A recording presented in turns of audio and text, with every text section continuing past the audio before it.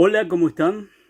Soy Andrés Colmán Gutiérrez, periodista, escritor, guionista, actual presidente de la Sociedad de Escritores del Paraguay.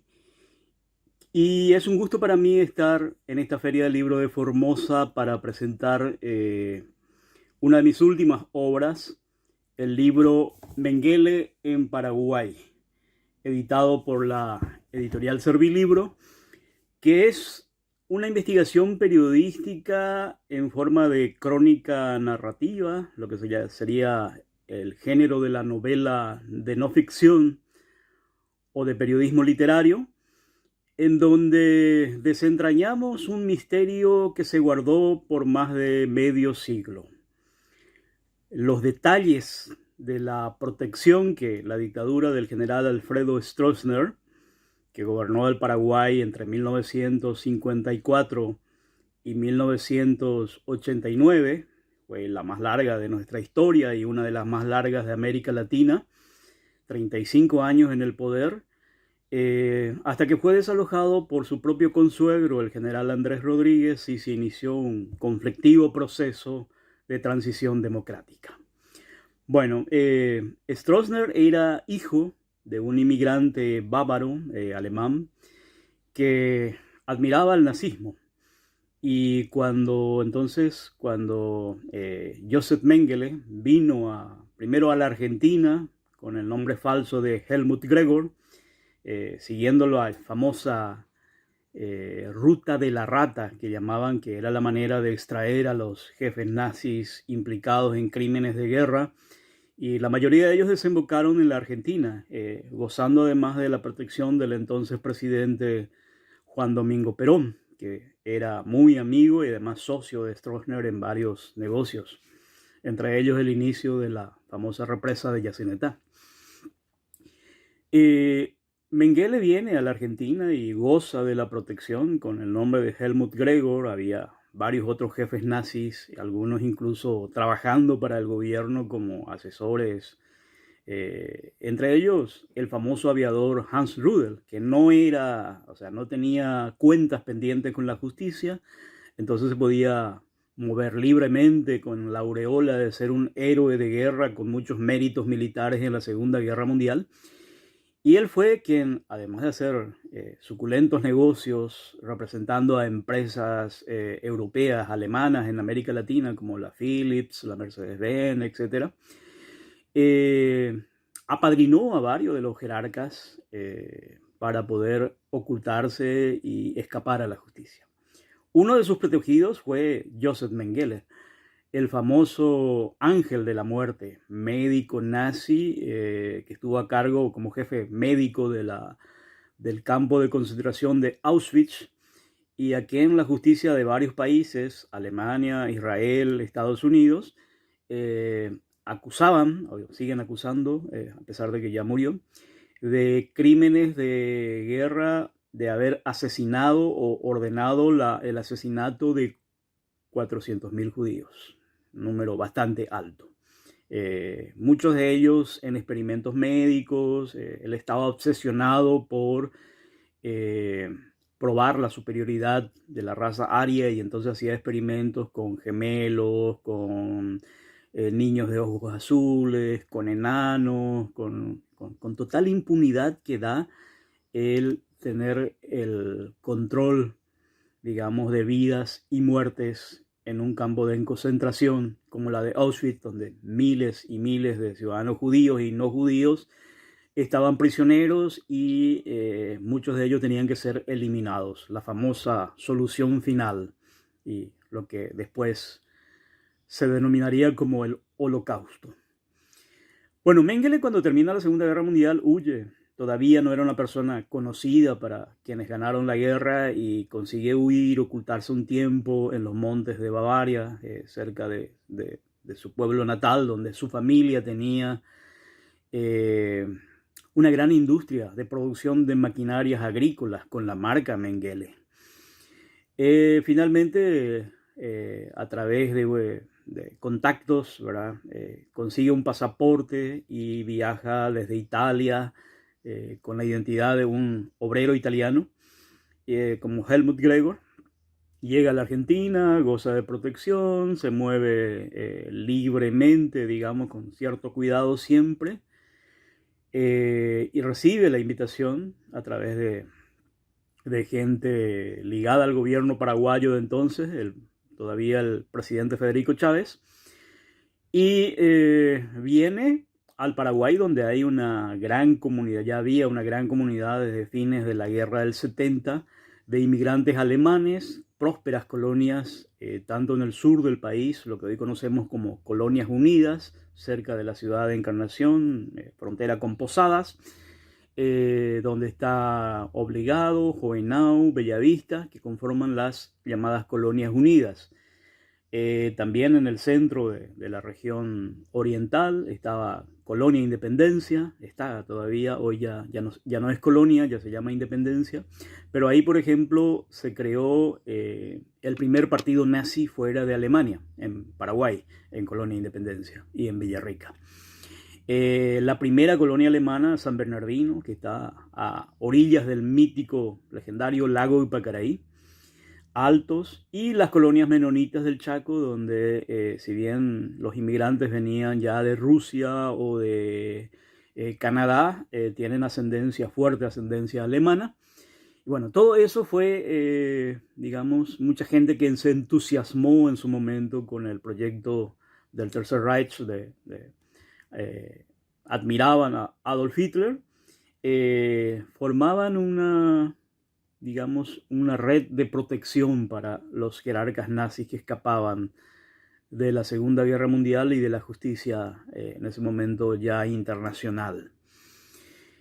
Mengele llega al Paraguay de la mano de Hans Rudel, que se hizo muy amigo de Stroessner. Stroessner lo admiraba por ser héroe de sus antepasados alemanes, y lo presenta a Mengele. Y bueno, por los datos que sabemos, Stroessner le dice que ahí iba a estar mejor, porque ya en Argentina empezaban a llegar los requerimientos de la justicia internacional.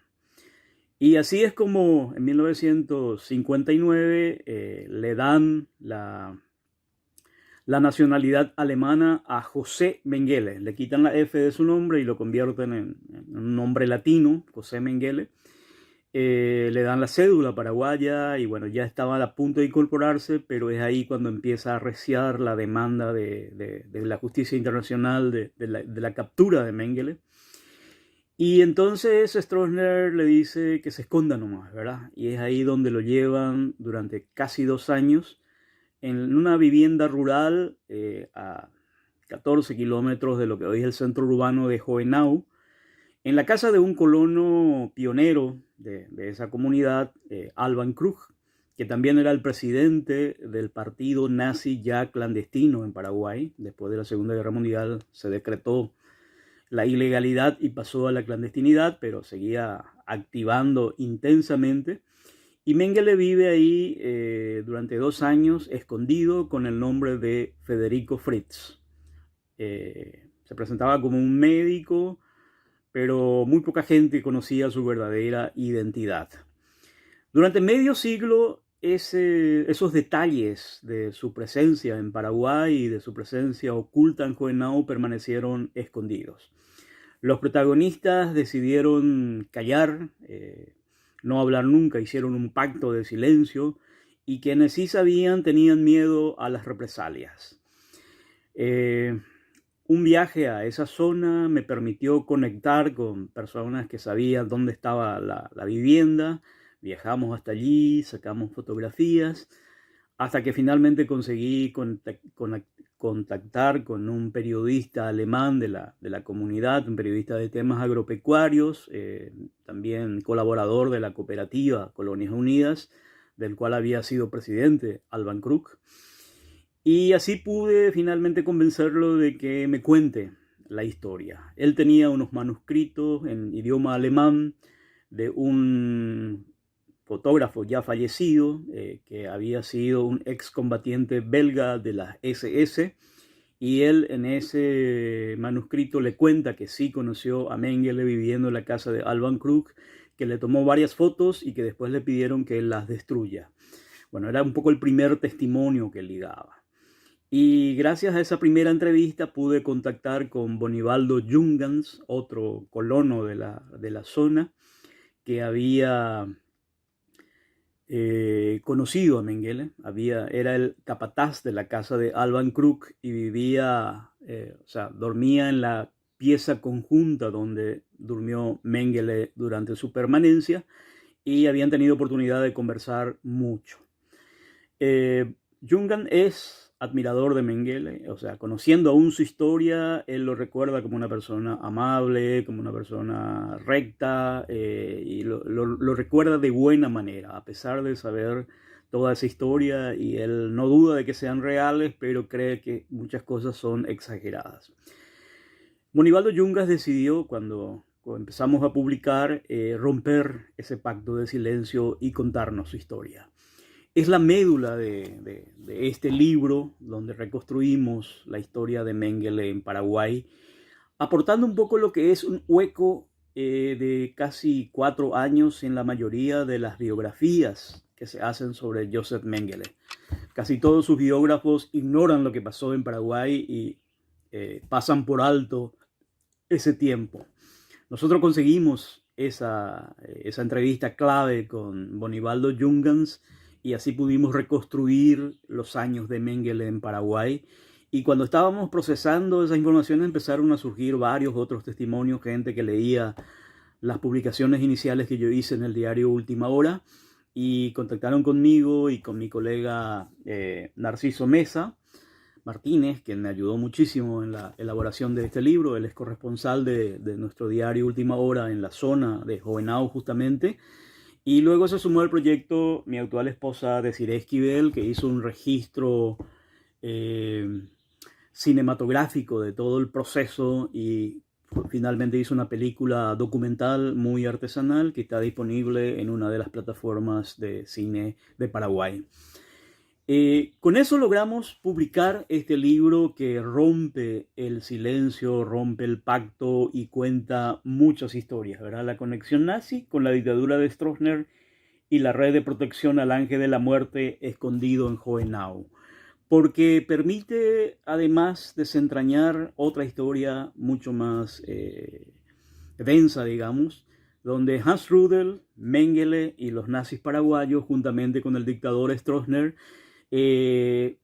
conforman una red que nosotros llamamos la Odessa Guaraní, donde se brinda asistencia del Estado paraguayo a varios jerarcas nazis en el mundo, entre ellos Otto Skorzeny, el famoso militar que liberó a Mussolini cuando estaba detenido en los Alpes italianos, y que además considerado también un criminal de guerra que vivió un tiempo en España. Bueno, Stroessner intercede y hay documentos, hay cartas, algunas rescatadas del archivo del terror en Paraguay, donde se documenta cómo Stroessner ordena que le den pasaporte a Skorzeny y a varios otros, y que le den todas las prerrogativas diplomáticas a Hans Ulrich Rudel, donde diversos informes señalan que realizaban tráfico de armas, compraban armas en Alemania, en Europa, y lo vendían a Sudáfrica. Entre ellos, por ejemplo, 2 submarinos, lo cual era insólito que Paraguay, que no tiene costa sobre el mar, tiene apenas un río donde no entraría jamás un submarino, compraba 2 submarinos para el Paraguay, pero en realidad era para venderlos a Sudáfrica. También está documentado que Juan Domingo Perón, estando en el exilio en España, le pide a Hans Ulrich Rudel que interceda con Stroessner para que Stroessner apruebe construir juntos una represa sobre el río Paraná, lo que llegaría a ser hoy la represa de Yacinetá. Y bueno, también hay varios datos sobre la cantidad de dinero que se metieron en el bolsillo, ¿verdad?, en la construcción de lo que iba a costar esa obra y lo que cuesta actualmente. Y eso que el propio Menem decía era un monumento a la corrupción por la represa de Yacinetá. Bueno, toda esa historia está muy ligada a la presencia de Mengele y de los nazis en Paraguay. También está la historia de terroristas croatas, que eran como una versión croata de los nazis, ¿verdad?, la famosa Ustashi, que vinieron al Paraguay y fueron asesores en técnicas de tortura, de represión de la policía política de Stroessner y metidos en varios crímenes, entre ellos el famoso crimen del Cine Splendid, llamado así porque entraron en plena exhibición de película en el microcentro de Asunción para matar a un polaco ex miembro de la SS y de paso matar a otras personas y herir a otras personas, ¿verdad? Bueno, toda esa historia casi de espías de la Guerra Fría está también en este libro. Creo que tiene un interés especial para los lectores argentinos porque gran parte de esta historia viene de la Argentina, de la presencia de Mengele en Argentina, la conexión con Eichmann, ¿verdad? Este otro nazi que es capturado por un comando judío en Buenos Aires y lo sacan de una manera de película. Hace poco se hizo una nueva película, Operación Final, sobre este tema. Y cómo lo ajustician finalmente en Israel.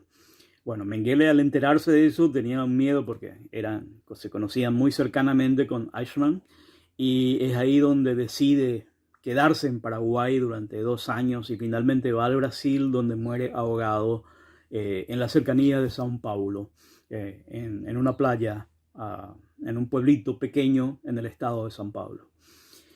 Esta historia, como digo, de película, está narrada paso por paso en este libro, donde arrancamos en 1985 con la presencia de la cazadora de nazis Beate Klarfeld, famosa cazadora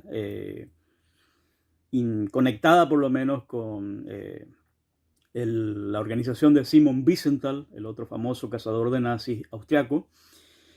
Y viene al Paraguay en 3 oportunidades. Y en la tercera oportunidad, en plena dictadura, cuando Stroessner estaba preparando su primera visita oficial a Alemania, a la tierra de sus antepasados, Beate Klarfeld le frustra este viaje, acusándolo de esconder a Mengele, y hace una famosa manifestación pública en la escalinata del Palacio de Justicia de Asunción, donde lo acompañan varios opositores campesinos que son reprimidos salvajemente por la policía.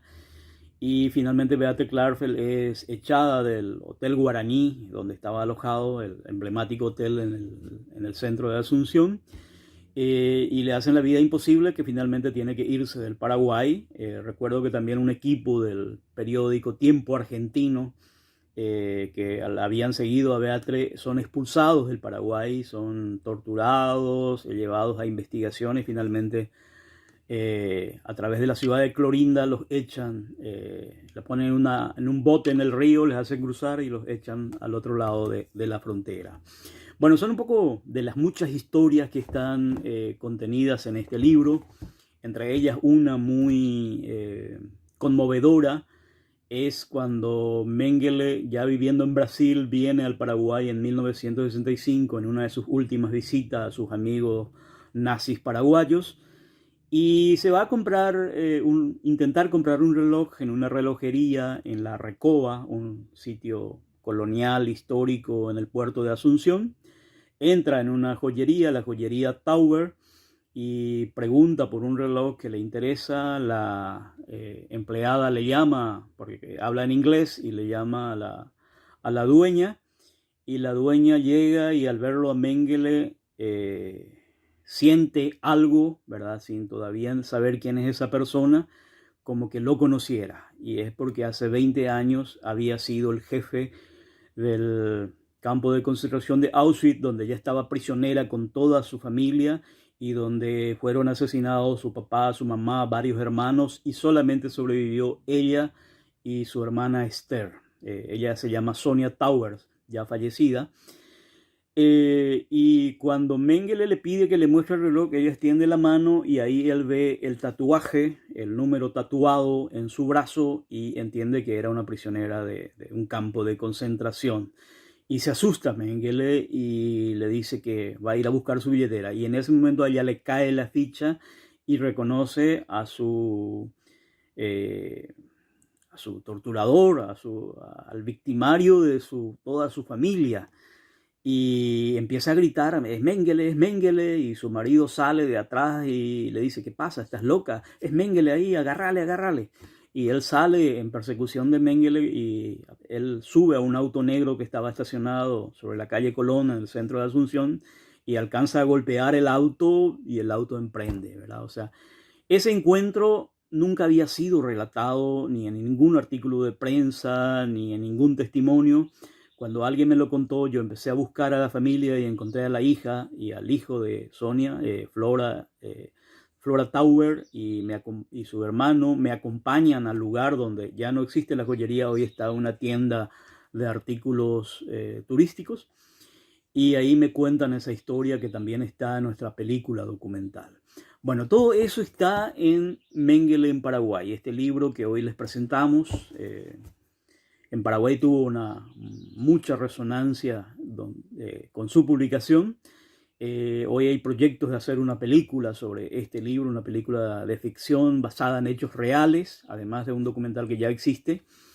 Y espero que les guste el libro, espero que lo lean, y porque para nosotros sobre todo es la recuperación de la memoria, algo muy importante que seguimos empeñados, tanto escritores como muchos otros sectores de la sociedad. Todavía se buscan a los desaparecidos de la dictadura. Hasta ahora se ha podido reconocer a muy pocas personas, se ha podido desenterrar muy pocos cuerpos de fosas anónimas, de fosas clandestinas.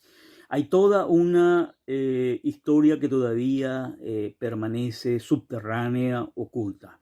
Y la de los nazis en Paraguay, donde también van a encontrar la historia de Nueva Germania, la primera colonia, el intento de Elisabeth Nietzsche, la hermana del famoso filósofo Friedrich Nietzsche, y su marido Bernard Foster, de crear en el siglo XIX la primera colonia aria fuera de Paraguay, que muchos consideran el prenazismo, un proyecto que finalmente fracasó, y Foster se autoeliminó en el mítico Hotel del Lago en San Bernardino, junto al lago Ipacaraí, y su tumba está en el cementerio alemán de San Bernardino. Todo eso también está en esta historia. ¿Qué quedó del proyecto de la colonia aria de Foster y Nietzsche en Nueva Germania?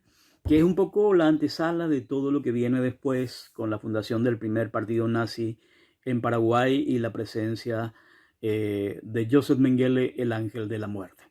Bueno, este libro, como les digo, va a estar disponible en la feria, lo van a poder leer, y es un gusto poder presentarles en esta circunstancia. Muchísimas gracias por la atención. Deseo mucho éxito a la Feria del Libro de Formosa y espero que muy pronto podamos estar en forma presencial presentando otras obras, porque esto es parte de una trilogía de investigación periodística en libro. El segundo libro es sobre el Ejército del Pueblo Paraguayo, este grupo guerrillero que sigue vigente en Paraguay, que también tiene nexos con la historia argentina actual. Y el tercero es, que está todavía en preparación, sobre la historia del narcotráfico en Paraguay. Así que vamos a seguir en contacto. Muchas gracias. Un gran abrazo.